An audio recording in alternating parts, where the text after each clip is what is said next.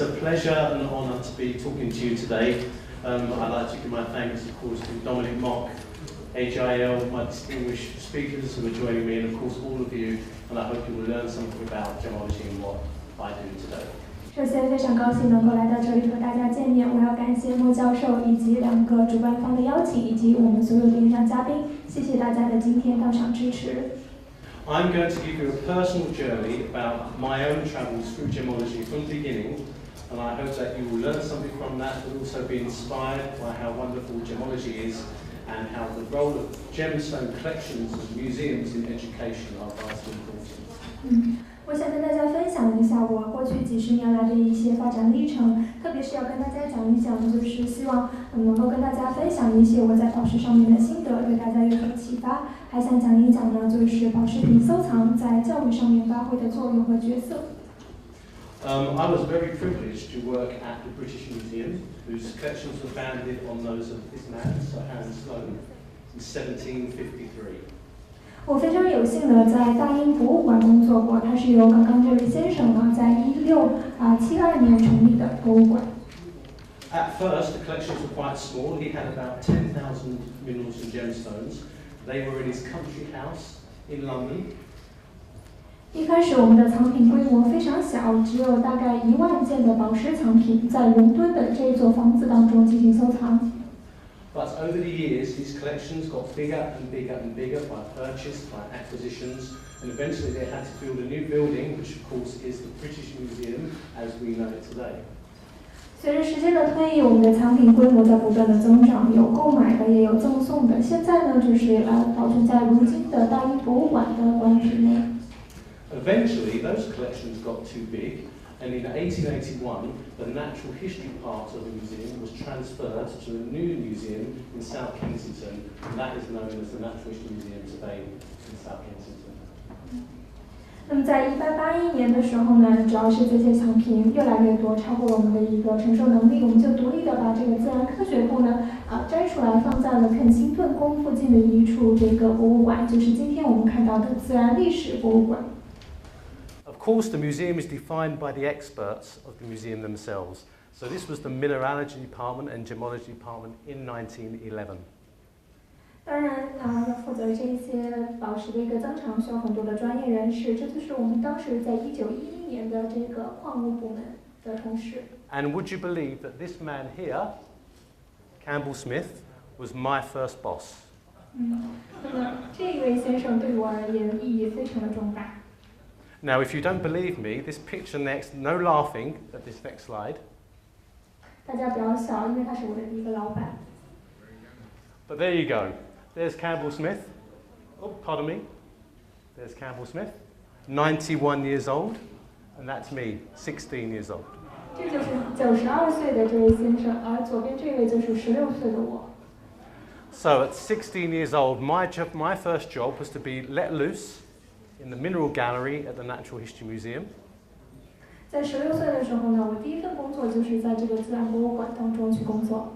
Where I was told for the next 20 years, you're going to learn every specimen in this gallery, 4,000 drawers, 200,000 specimens, 20,000 gemstones, and learn mineralogy and gemology.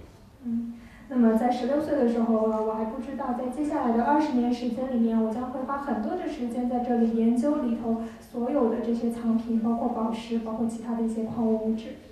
So of course the collections were growing. There's me with much longer hair. And I was tasked with putting specimens away and learning what is basically the museum's business of natural history. 大家看到我的头发长长了一点，因为我在不断的学习不同的物种、不同的宝石。Now at the time, I knew not much about gemology. I knew a lot about mineralogy. It was my hobby. But through this process, I was using the collections to educate myself and of course look at the knowledge of the staff in place who were passing down the information through the years that they had learned about the science of gemology. 当时呢，我的兴趣点主要还是在矿石部分，对于宝石的了解并没有那么多。但是随着时间的推移，我在不断的研究这些产品，我也看到了从过去传承下来的一些知识，被很好的保存在了这些藏品上面。And of course, I'd understood what is the museum about. What is a museum? Ultimately, it comes down to two things. And I read here, this is what was defined in the museum first. The infusion and instruction of rational amusement among the mass of the people, that is to tell the people, to amuse them, show them specimens, and of course to make sure that the scientific student has a collection that they can learn to examine from and to drive research. 我们说博物馆的目标是什么呢？我认为有2个。第一呢，就是给普罗大众提供一种休闲以及娱乐的欣赏去处。第二呢，就是给一些科学的学生提供一些很好的一个教材，让他们能够去探索科学的新知。And I saw, and I still see today, the most wonderful specimens. 那我也发现了一个非常非常不错的一个物种。A 31-carat Sri Lankan sapphire, worn by the founder of the museum. This was bought in 1790 from India. 这是一个来自于18世纪的蓝宝石，斯里兰卡，有31克拉。A beautiful snuff box made from Indian diamonds crafted in Russia, given to Impey Murchison, who basically did the Ural Mountains geology. It was a gift from the Tsar of Russia. 那么这样的一个藏品也是非常特别的，它是原材料是来自于印度，而制作呢是在俄罗斯进行的，它作为一个礼品送给了我们博物馆。Would you believe this is an asbestos purse made by North American Indians and given to Benjamin Franklin as a present when he came to England? 大家知道吗？这是一个钱包，是由美国的土著印第安人送给本杰明的。那么当时呢是这样的一个纪念品，它是一个土著的钱包。This is a wonderful object. This is a piece of corundum which came from an Indian family in 1720 for polishing garnet cabochons. 这也是一个来自于1720年的古老纪念品，也是来自于美国印第安土著人的。I also learned that diamonds do not come as cut stones out of the rock. They actually come as beautiful crystals. This one from 1872 from Kimberley. 这是来自于 Kimberley 的一块宝石，这个宝石呢是在1870年发现的。Also these wonderful aquamarines from Afghanistan that were being cut very early into these Mughal cut belt buckles, which is shown on the left-hand side. 这里呢也是向大家展示了2块非常珍贵的一个宝石，它的水晶结构非常的漂亮。I also gold, crystalline gold, one of the finest ever from South Africa, Witwatersrand. 这是在南非的一个宝石，金色的水晶。But not everything that's gold is gold. This is a spectacular rutile crystal from Belo Horizonte in Brazil.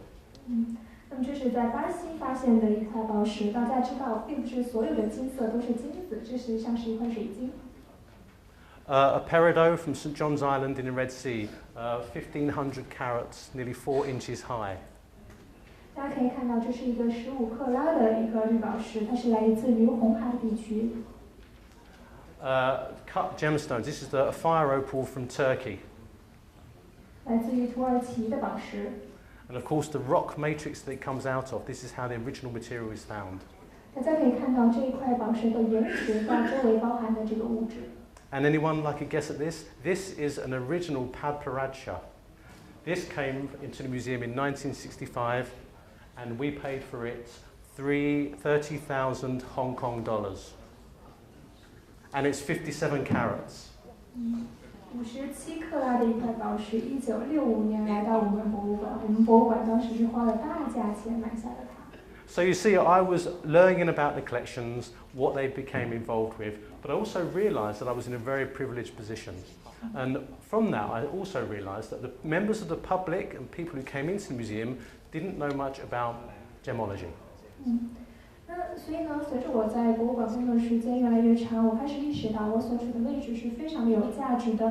但是让我不开心的是，发现大众呢对于这个宝石的认识还是非常的有限。And mineralogy, and I say mineralogy, I also mean gemmology, has a great impact on many other sciences.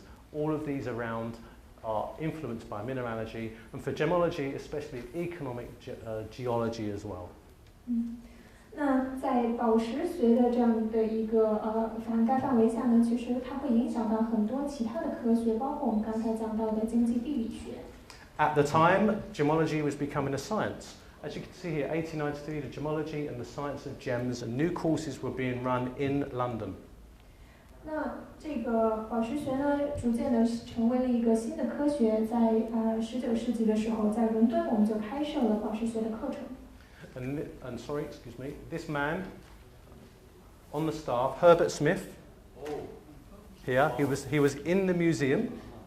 His picture hangs up in the Gemmological Association of Great Britain, and he was the first examiner for Gem A.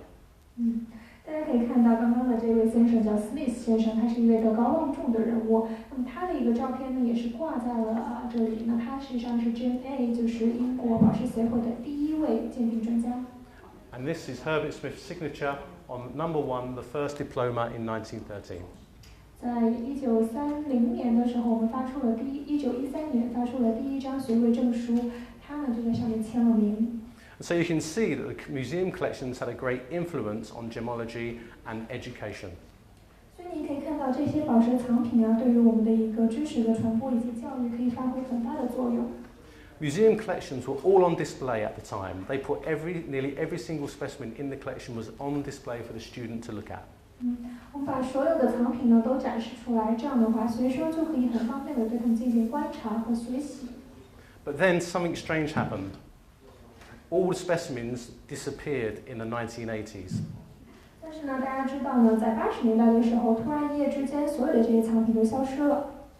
Across the world, displays were being turned from specimen-rich displays into text-like displays. A few specimens, lots of equipment, lots of multimedia, instead of the actual specimens themselves. 是因为呢，人们改变了这种藏品的展示方式，人们开始用一些高科技的一个手段来进行宝石藏品的展示。Indeed, I even went to a conference in America to discuss this dilemma with the American Museum curator, the Smithsonian, and Harvard. Surian 和 Hart 他是2位来自美国的博物馆馆长。我们在美国呢参加了一次会议，也在讨论怎么样更好的将我们的产品进行一个展示。And we soon discovered that the general public thought that museums were boring, as you can see from this poster. The public talking to the scientist, and it was very boring. 大多数情况下呢，人们大众觉得博物馆是一个很无聊的地方。Some of the greatest displays, this is the Geological Museum gem collection, was being turned into theme parks. 大家可以看到呢，原来是一个地质博物馆，后来呢，为了吸引大众，改成了一个主题公园。Which does not tell me much about mineralogy and gemmology. 其实从主题公园当中呢，跟我增加的这个宝石学和矿石学的知识并不是很多。So we did some market testing and said, what do we need to do? What do you think about gemstones? And this is some of the answers that came back. Gems are beautiful, fascinating, educated, scientific. Not for me, limiting, boring, and some of them thought they were just dead. 所以我们就做了一个市场调查，问大众，你对宝石是怎么看的？很多人呢说它非常漂亮，很有价值，但是呢，有一些人会觉得它很无聊，而且是过去的东西了。So I put this display in a museum after much fighting senior management, the Earth's Treasury in 1997. 所以你可以看到，在97年的时候呢，我们的一个藏品的展示是这个样子的。And it didn't quite work. There were too many specimens and not enough information. 但是呢，这个方式其实也有点失败了，不是特别成功，因为太多的藏品，但是信息和介绍很少。And the display was horrible and it looked like a shop window. 看起来就像是这个一个商店，普通的商店一样。So I decided then to try a diamond exhibition. What better way than to bring the public to the museum to learn about diamonds? 我们就在想呢，怎么样能够让吸引更多的大众到博物馆来欣赏钻石呢？ And we were not afraid to tell the public what we thought about them, like dazzling, mysterious, powerful. And we had a great narrative about what diamonds mean to culture. And we actually bought in £273 million worth of diamonds. 那么当时呢，我们就是希望能够告诉大众这个宝石是一种什么样的东西。那我们呢，也是希望跟他们介绍在文化当中宝石所扮演的角色。当时我们展出的藏品的价值高达2.7个亿英镑。And among those was things like the 616-carat diamond from South Africa, the Millennium Star, the Moussaieff Red, the Steinmetz Pink that recently sold, and of course the Orange Flame.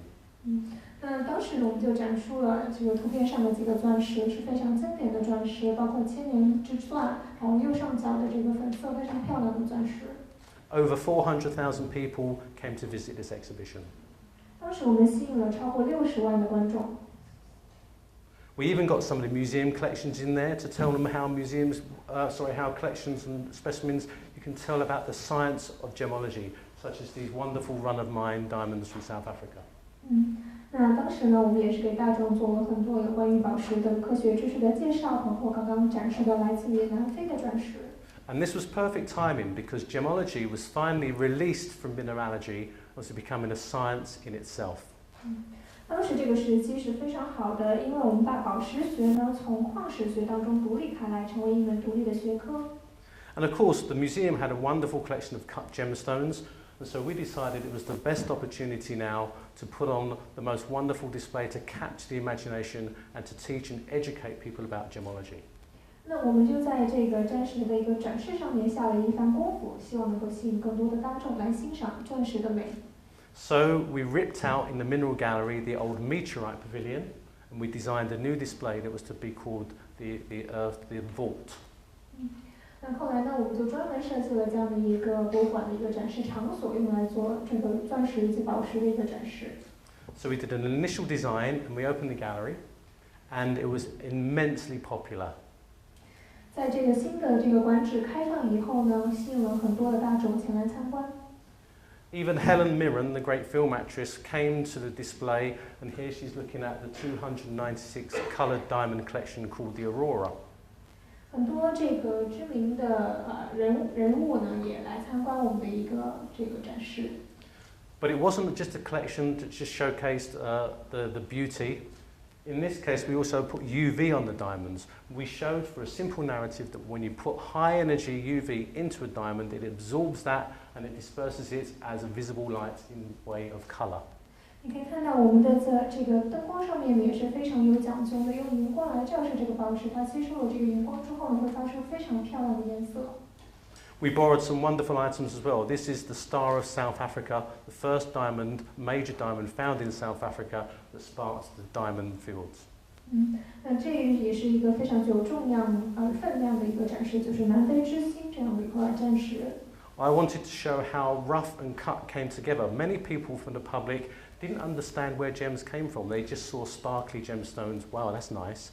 I wanted to show that these crystals that are found also are responsible from the raw materials to cut this wonderful 8th century Buddha. 我也想向更多的公众展示这个原石以及这个钻石成品之间的一个差异，同时向公众展示。那么右边的这一块呢，就是来自8世纪的一个这个佛像。And the display was simple. It wasn't flooding you with information. It was giving you very simple, nice crystals, nice gemstones, and a simple narrative telling you something about the stones. And this proved very popular. And what we wanted to do was to inspire the next generation of gemologists to be amazed by this and come and join us in education and research. 其实是非常简单的，我们就把原石和它的一个成品呢合起来放在这儿给大家看。我们希望能够吸引到下一代的这个宝石的研究者，让他们能够有更高的兴趣。One of my favourite parts of the display was this 500 carats Madagascar morganite and this beautiful crystal in matrix where this type of material actually comes from. 那么我最喜欢的一个例子呢，就是这个500克拉的这样的一个钻石，以及右边它的原石。We also inspired people about wonderful opal and the matching rarity of getting these stones into this beautiful necklace. 那么这里呢，就是一个蛋白石，它的原石以及它所造成的这个项链。And here's my favourite, my old paparacha that we had in the collection of 57 carats, but only by sandwiching it between a 100 carat yellow and an St Edward's ruby with the red, do you truly get that pink? Your eyes can actually see the pink colour that is often hidden when you only see the stone on its own. 这是我最喜欢的一个例子，因为在左边呢，我们有这个黄宝石，右边呢是这个红宝石，把这二者合二为一之后呢，才会显现出一种我们肉眼可以看到非常漂亮的粉红色。And also, everyone in the room has a smartphone, and we're able to put smartphones against the labels and go richly into more information. So we're able to show people can then look at this diamond, and they can look at the mine, what it looked like when the diamond was actually mined. 大家的手上呢都是有手机的，我们把手机接近这个宝石的这个展示标，就可以看到它当时这个采矿的一个现场实景。And also, we must not forget that gems are still being found. This is a rhodochrosite from Colorado, and this is the actual time when the miners broke into the cavity and revealed that specimen in its host rock. 那大家看到呢，对于矿石的一个开采是一直在进行的。那么这里呢，就是一个在科罗拉多州的矿石的这个现场。And of course, I purchased specimens from museums such as this Vietnamese spinel. 那当然了，我们还看到来自于这种越南的这个金尖石。And this wonderful emerald group from Zambia. 这是来自于赞比亚的。Which went straight into display. There's the emerald, and there is the spinel here. 那左边呢是刚刚说到的这个尖晶石，右边呢就是来自于赞比亚的这个矿石。And today the gallery survives, and it's immensely popular. Many of the people, we have 6 million people come through the museum today, and they actually learn something about gemology. 那现在呢，我们说这个艺术馆是越来越流行了，也非常受大众的欢迎啊。我们的人流量呢能够达到6000万。So in conclusion, I'm now finishing. Gemmology collections and museums play a vital role in teaching the student about gemology. It is about learning in your classroom and learning your notes, but also it's about looking at specimens, as many as possible, to get the knowledge to actually, there's nothing like looking at the actual material itself. 所以我想说呢，博物馆在宝石学的教学方面发挥着非常重大的作用。它不像是教室里头的学习，而是让你能够实实在在的、尽可能的看到这些宝石，而且能看到很多的这种不同的种类，来拓宽你的眼界。And of course, this is the job of us and museum collections, is to inspire the next generation of gemologists. And here's just our graduation in 2016, and there's a very nice Dominic mock in the front there. 莫教授就在这张图片的这个第一排，这是我们2016年的这个毕业照片呢，这就是我的工作意义所在，让更多的人了解宝石。So thank you for that. 非常感谢大家。